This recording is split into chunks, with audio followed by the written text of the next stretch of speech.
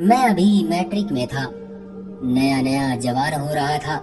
दिल में हजारों हसरतें जन्म लेने लगी थी। कुछ सपने थे जो मैं किसी राजकुमारी के लिए देखने लगा था। अभी मेरी उम्र 20 साल थी। मैट्रिक की परीक्षा खत्म करने के बाद मैं घर में ही रहता था। न कोई काम करता था। पापा चाहते थे मैं पढ़ लिख कर इंजीनियर बन जाऊं, लेकिन मैं और ज्यादा नहीं पढ़ना चाहता था। पापा के सामने अब मैं क्या कह सकता था। मैंने पापा को कहा भी था, पापा मैं नहीं पढ़ना चाहता, बेहतर है आप मुझे कोई काम सीखने दें। लेकिन पापा ने मुझे डांटा और गुस्से में कहने लगे, कान खोल कर सुन लो, तुम्हें हर हाल में इंजीनियर बनना है, ये मेरा सपना है। मैं चुप हो गया। जवानी के दिन थे, जज्बात मचलने लगे थे। किसी फिल्म या किसी गाने की वीडियो में किसी हीरोइन को नाचते देखता तो दिल बेकाबू सा होने लगता था। धड़कनें बेतहाशा धड़कने लगती थी। एक दिन मोहल्ले की एक लड़की जो मेरी उम्र की थी, इसे देखकर मेरे अंदर की मोहब्बत, मेरे अरमान, इश्क सब महकने लगते थे। कई बार उसकी आंखों में देखकर उसे अपनी मोहब्बत का एहसास दिलाना चाहा, लेकिन वो हर बार मुझे इग्नोर करके चली जाती थी। यूं कह लो मुझे वो बहुत अच्छी लगने लगी थी। उधर पापा चाहते थे मैं पढ़ लिख कर एक कामयाब इंसान बन जाऊं। यहाँ मैं किसी की मोहब्बत में दीवाना हो रहा था। उस लड़की को एक झलक देखने के लिए घंटों उसके घर के दरवाजे से थोड़ा दूर खड़ा रहता। उसके लगातार इग्नोर करने पर मेरे जज्बात मचलने लगे। कई बार उससे बात करने की भी कोशिश की। मौका पाकर उसे अपने दिल की बात भी बताई थी, मगर वो बिना कोई जवाब दिए चली जाती। एक दिन वो गली से गुजर रही थी, मैंने उसका हाथ पकड़ लिया। वो डर गई। उसने चिल्लाना चाहा, लेकिन मैंने उससे प्यार से कहा, क्यों मेरी मोहब्बत को नहीं समझती हो? कितनी बार बता चुका हूँ मैं तुमसे बहुत प्यार करता हूँ। वो मुझे कहने लगी, देखो मेरा हाथ छोड़ो। थोड़ा गुस्से में बोली तो मैंने हाथ छोड़ दिया। वो शायद डर गई थी। वो भागते हुए अपने घर में चली गई। मैंने सोचा पहली बार है तो ऐसा तो होता ही है, आहिस्ता आहिस्ता मान जाएगी। मगर उस लड़की ने घर जाकर अपनी माँ को बता दिया। रात को उस लड़की के पापा हमारे घर आ गए और उन्होंने मेरे पापा को सब बता दिया और गुस्से में कहने लगे, दोबारा ऐसी गलती की तो बहुत बुरा होगा, और हाँ अपने बेटे की जल्दी से शादी करवा दो, जवान हो चुका है। आज मेरी बेटी का हाथ पकड़ा है, कल को न जाने क्या करेगा। पापा गुस्से से चिल्ला उठे। पापा ने उस दिन पहली बार मुझ पर हाथ उठाया था। इतना मारा कि मेरे पूरे जिस्म पर निशान बन गए। मैं पापा से कहना चाहता था, पापा मुझे नहीं पढ़ना, मैं कोई काम सीखकर जल्दी से शादी करना चाहता हूँ। एक दो बार कहा भी था, मगर वो डांट कर कहते, तुम इंजीनियर बन जाओ शादी भी हो जाएगी। मैं जवान था, मेरे अंदर भी जज्बात थे, कुछ अरमान थे। मेरे अंदर हर दिन हवस बढ़ती चली गई। हर लड़की को देखकर न जाने क्या क्या सोचने लगता। मैंने खुद पर काबू करने की बहुत कोशिश की, लेकिन मेरे लिए खुद पर कंट्रोल करना नामुमकिन सा था। हमारे घर के पीछे से अक्सर एक आंटी अपनी बेटी कोमल के साथ हमारे घर आती थी। वो मेरी उम्र की थी और बहुत ही खूबसूरत थी। उसकी तरफ देखता तो नजर हटती ही नहीं थी। बहुत मीठी मीठी बातें करती थी। मैंने एक दिन माँ से कहा, माँ जी आंटी की बेटी के साथ मेरी शादी करवा दो। लेकिन माँ कहने लगी, शर्म नहीं आती ऐसी बकवास करते हुए? तुम्हें शादी करनी है तो पहले पढ़ लिख लो, अपने पैरों पर खड़े हो जाओ, फिर करवा देंगे शादी भी। कुछ कमाता तो है नहीं और बातें करता है शादी की। मैं किसी की बेटी की क्यों जिंदगी बर्बाद करूं? मैंने माँ से कहा, माँ मैंने कुछ पैसे जमा किए हुए हैं और मेरा एक दोस्त अपनी किराए की शॉप बेचकर बाहर जा रहा है। शॉप भी अच्छी चलती है, मैंने उससे बात भी की है।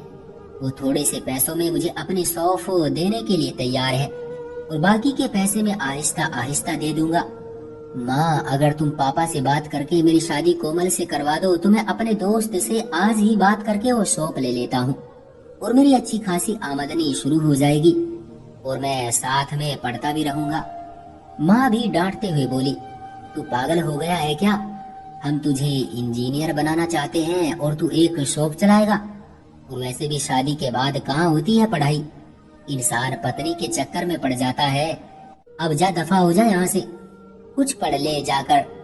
मैंने हर तरह से अपने माँ बाप को समझाने की कोशिश की, मगर वो मेरी कोई बात मानने को तैयार ही नहीं थे। अब मैं खुद पर काबू नहीं कर पा रहा था। उन दिनों मेरी दोस्ती एक लड़की से हो गई, यूं कह ले एक गंदी औरत थी। मेरी जवानी के दिन थे, मैं उसके साथ रात भर फोन पर मोहब्बत भरी बातें करने लगा। उसके लिए शॉपिंग करता, उसे गिफ्ट देता। माँ पापा से छुपकर मैंने अपनी मोहब्बत की अलग दुनिया बसाई हुई थी। मैंने उसके साथ शारीरिक संबंध भी बना लिए थे। मैं कहाँ चाहता था ऐसा पाप करूं, लेकिन मैं बहुत मजबूर हो चुका था। 22 साल की उम्र में ये सच है कि इंसान को हम सफर की जरूरत होती है। इसे कोई भी मना नहीं कर सकता। उस लड़की के साथ मैं 2 साल रिलेशन में रहा। उसके बाद फिर मैं न जाने कितनी लड़कियों के साथ दोस्ती में रहा। मैं खुद भी ये पाप करता और दूसरों को भी इस पाप को करने का मौका देता। मैं अपनी पढ़ाई पर भी पूरा ध्यान देता था। वक्त गुजरता गया और मैं इस दलदल में बुरी तरह फंस गया। कुछ सालों के बाद मैं खुद को बहुत कमजोर महसूस करने लगा था।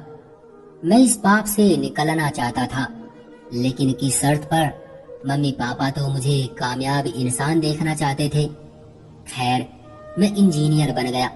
मैंने एक दिन पापा से कहा, पापा आप चाहते थे कि मैं इंजीनियर बन जाऊं और मैं बन भी गया हूं।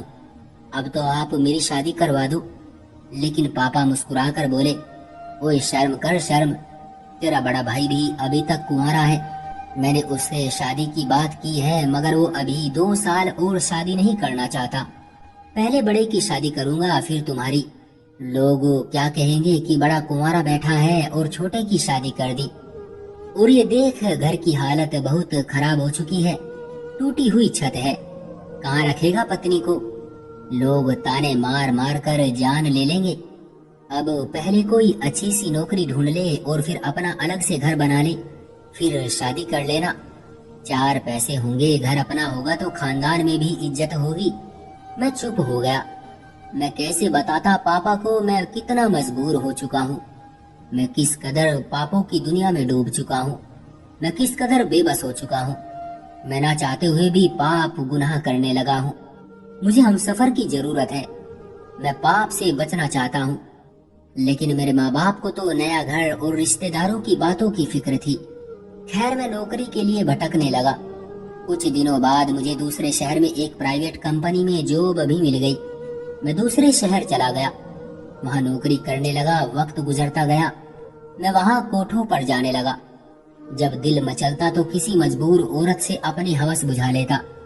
मैं नहीं चाहता था ऐसा, लेकिन मुझे एक नशा हो चुका था पाप करने का। मेरे सब जज्बात, सब मोहब्बतें, सारे अरमान आहिस्ता आहिस्ता धुएं की तरह उड़ने लगे थे। मैं हर वक्त यही सोचता था, पता नहीं कब मेरी शादी होगी, मेरी पत्नी होगी, बच्चे होंगे और मैं कब उनके साथ एक अच्छी जिंदगी गुजारूंगा। मेरी हर ख्वाहिश मिट्टी में मिलने लगी थी। अकेलापन और जिम्मेदारियों ने मेरे मिजाज को जलाकर राख कर दिया था। मैं रूखे मिजाज का हो गया। अब मैं दुनियादारी समझने लगा था। 10 साल गुजर गए। मैं 32 साल का हो चुका था। घर बन गया, मुझे अच्छी नौकरी भी मिल गई। अब मैं अच्छा खासा कमाने लगा। मेरे सर के कुछ बाल सफेद हो चुके थे। मैं घर आया, पापा कहने लगे, तेरे भाई ने भी अपना घर बना लिया है। मैंने तुम दोनों के लिए लड़कियां देखी हैं, बहुत खूबसूरत है, पढ़ी लिखी है, संस्कारी है। दोनों की शादी साथ करूंगा, तुम दोनों बहुत खुश रहोगे। सच पूछो तो अब मेरा मन बदल चुका था। अब मुझे शादी जैसे नाम से नफरत सी हो चुकी थी। ना चाहते हुए भी मैं शादी जैसे बंधन में बंध गया। मैं पापा की तरफ देख रहा था। अब क्या फायदा पापा, अब मेरे ना वो जज्बात हैं और ना ही वो अरमान। अब मैं चाहकर भी इस सफर को निभा नहीं सकूंगा। पहली रात थी, वो लड़की दुल्हन बनी मेरे सामने बैठी हुई थी, लेकिन मुझे बिल्कुल भी खुशी नहीं हो रही थी। मैं पास जाकर बैठा। वो मुझसे बहुत से ख्वाब सजाए हुए थी। मैंने 10 साल बाजारी औरतों के साथ रिश्ते बनाए रखे थे, कभी किसी लड़की को गर्लफ्रेंड बनाकर तो कभी किसी कोठे की लड़की से। मैंने अपनी मोहब्बत, अपने जज्बात, अपना एहसास सब कुछ मिट्टी में मिला दिया था। मैंने उससे कोई भी प्यार भरी बात नहीं की। वो कुछ भी पूछती तो मैं उसे ठीक से जवाब न देता। कुछ देर बाद मैंने उसे कहा, मैं थका हुआ हूँ, मुझे सोना है। मैं करवट बदल कर सो गया। वो रात भर जागती रही, मुझसे बहुत सी बातें करना चाहती थी, कुछ दिल की बातें, मगर मेरा दिल पत्थर हो चुका था। अब मुझ में वो जज्बात नहीं थे। दिन गुजरने लगे। अब घर तो पक्का था, एसी वाला कमरा था, मेरे पास लाख रुपया महीना कमाने वाली नौकरी भी थी, लेकिन मेरी वो जिंदगी तो खत्म हो चुकी थी जो मैं चाहता था। मेरी पत्नी मेरा बहुत ख्याल रखती, हर पल मेरे साथ गुजारना चाहती थी, लेकिन उसकी हर अदा मुझे फरेब लगती थी। मैं उसके हर काम में कमी निकालता था। वो जैसे मुझे एक बोझ सा लगने लगी। वो मुझ में एक अच्छा हमसफर तलाश करना चाहती थी। वो मेरे दिल से मोहब्बत को धड़कता देखना चाहती थी। वो मेरे सीने से लगना चाहती थी। वो मेरा हाथ थामकर पूरी दुनिया घूमना चाहती थी, लेकिन मैं अब खत्म हो चुका था। हर वक्त मैं उलझा उलझा सा रहता था। मेरी पत्नी जब भी तैयार होकर मुझे कहती आज कहीं बाहर चले घूमने, तो मैं उसे किसी न किसी बहाने से टाल देता। मुझे आज भी उससे ज्यादा बाजारी औरतों में दिलचस्पी थी। वो रोती थी, मुझसे मोहब्बत की भीख मांगती थी। वो रो रो कर मुझसे पूछती आखिर क्या वजह है, क्यों मैं उसमें दिलचस्पी नहीं रखता। मुझसे पूछती थी क्या मैं आपको अच्छी नहीं लगती, आखिर क्या वजह है, आप मुझसे इतने दूर दूर क्यों रहते हैं। लेकिन मैं भी क्या करता। आज से 10 साल पहले जब मैं अपने माँ बाप से यही भीख मांगता रहा, तो उन्होंने मुझे इंजीनियर बनाने और अच्छा घर रिश्तेदारों की बातों की वजह से अकेला छोड़ दिया। 10 साल पहले मैं ये सब एहसास एक एक करके खोता रहा। मैं दिन रात तड़पता रहा, मैं चीखता चिल्लाता रहा। आज जब वक्त गुजर गया तो मैं कैसे मोहब्बत भरा सफर तय करूं, कैसे मैं वही एहसास वही जज्बात वापस लेकर आऊं। हर बात मुझे अब फरेब लगती है, हर बात मुझे झूठ लगती है। पत्नी की मोहब्बत, उसकी फिक्र करना, उसका प्यार से मुझे आवाज देना, मुझे खाने के लिए पूछना, हर अदा मुझे फरेब लगने लगी। मैं खड़ूस सा इंसान बन चुका था। अब मैं खत्म हो चुका था। पत्नी के साथ मैं बात बात पर झगड़ा करने लगा। वो जितना ये रिश्ता निभाना चाहती थी, मैं उसे इतना ही जलील करता। एक रात वो मेरे पास आई। मैं सो रहा था, मेरे कदमों को पकड़ लिया। वो जैसे थक चुकी थी, मेरे सामने हाथ जोड़कर रोने लगी। मुझसे क्या गुनाह हुआ है, मैंने क्या गलती कर दी है, मैं ऐसा क्या करूं कि मैं आपको पसंद आ जाऊं। मैं पढ़ी लिखी हूं, मैं जवान हूं, वफादार हूं। मेरी जान बताओ ना, क्या कमी है मुझमें जो आप मुझे इतना दर्द देते हैं। शादी को 1 साल गुजर गया है, कभी एक बार भी आपने मोहब्बत से बात नहीं की मुझसे। आप क्यों मेरे साथ ऐसा कर रहे हैं।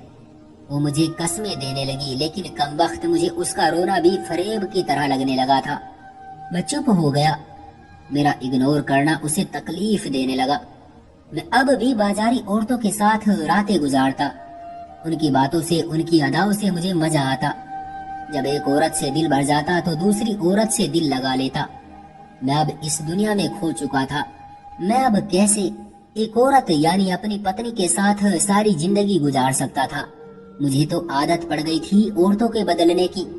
पत्नी को देखता तो जहर लगती थी। फिर एक दिन वो दिन भी आया कि मेरी पत्नी को मेरी सारी हकीकत पता चल गई।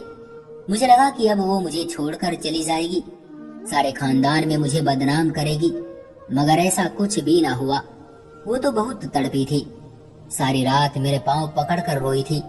मुझसे पूछती रही आखिर मुझ में क्या कमी थी जो तुम बाजारी औरतों के पास जाते हो। मेरे पास उसके सवालों का कोई जवाब न था। फिर रोते रोते मुझे कहने लगी भगवान के लिए ये काम छोड़ दो, चाहे मेरे करीब मत आओ, मुझसे नफरत करो, मगर प्लीज ये सब छोड़ दो। क्यों अपनी जिंदगी खराब कर रहे हो। ऊपर वाले से डरो। वो मुझे भगवान के वास्ते देती रही और मैं लापरवाही में करवट बदल कर सो गया। कुछ देर बाद मैंने सपने में खुद को एक बड़े से मैदान में खड़ा देखा जहां अदालत लगी हुई थी और मेरी पत्नी चिल्ला चिल्ला कर कह रही थी मेरी खुशियों का कातिल यही इंसान है। मैंने बहुत समझाया था मगर उसने मेरी एक न सुनी थी। मुझे इंसाफ चाहिए, मुझे मेरी खुशियां चाहिए। फिर अचानक से मुझे लगा मुझे आग की तरफ धकेला जा रहा है। मैं चाहकर भी खुद को नहीं संभाल पा रहा था। मैं जोर जोर से चिल्लाने लगा। आग मेरे बिल्कुल करीब आ गई थी कि मैं हड़बड़ा कर उठ बैठा। मेरी आंख खुल गई थी। मुझे अभी तक उस आग की तपिश अपने अंदर महसूस हो रही थी। मेरी पत्नी मेरे कदमों की तरफ बेड से टेक लगाई सोई हुई थी। शायद वो रोते रोते सो गई थी। मेरी आंखों से आंसू निकलने लगे। मैं जल्दी से उठा, उसके पास बैठ गया। मैं रो रहा था। मैं भगवान से अपने पापों की माफी मांग रहा था। मेरे रोने की आवाज से मेरी पत्नी जाग उठी और मुझे रोता देखकर मुझसे पूछने लगी, क्या हुआ, क्यों रो रहे हो आप? मैं हाथ जोड़कर उससे माफी मांगने लगा। भगवान के लिए मुझे माफ कर दो। मैं वादा करता हूँ कि अब कभी भी ऐसा पाप नहीं करूंगा और तुम्हारे साथ एक अच्छी जिंदगी गुजारूंगा। तुम्हें तुम्हारा हक दूंगा। मेरी पत्नी हैरान भी थी और खुश भी बहुत थी। उसने मुझे सीने से लगा लिया और कहा कि शुक्र है ऊपर वाले का जो उसने तुम्हें सही समझने की शक्ति दी, और मैं ऊपर वाले से प्रार्थना करती हूँ कि भगवान आपको माफ कर दे। आज इस बात को 1 साल गुजर चुका है। ऊपर वाले ने हमें एक प्यारा सा बेटा दिया है और भगवान का धन्यवाद है कि उसने हमारी जिंदगी खुशियों से भर दी। आज मैं सब माँ बाप से हाथ जोड़कर कहता हूँ, अपने बच्चों की शादी समय पर कर दें, वरना इस पाप के जिम्मेदार बच्चों के साथ साथ आप भी होंगे। भगवान के लिए जो पाप मुझसे हुए हैं, आप अपने बच्चों को इस पाप से बचाइए। जो गलती मेरे माँ बाप ने की उसे आप मत दोहराएं। तो दोस्तों, ये थी हमारी आज की कहानी। आपका क्या कहना है इस कहानी के बारे में? कमेंट करके हमें ज़रूर बताएं। वीडियो को लाइक कर दीजिए और चैनल को सब्सक्राइब करके घंटी को दबाकर ऑल पर सेट कर लीजिए ताकि आने वाले वीडियो आपको तुरंत मिले। मुझे दीजिए अगली वीडियो तक इजाज़त। तब तक के लिए धन्यवाद।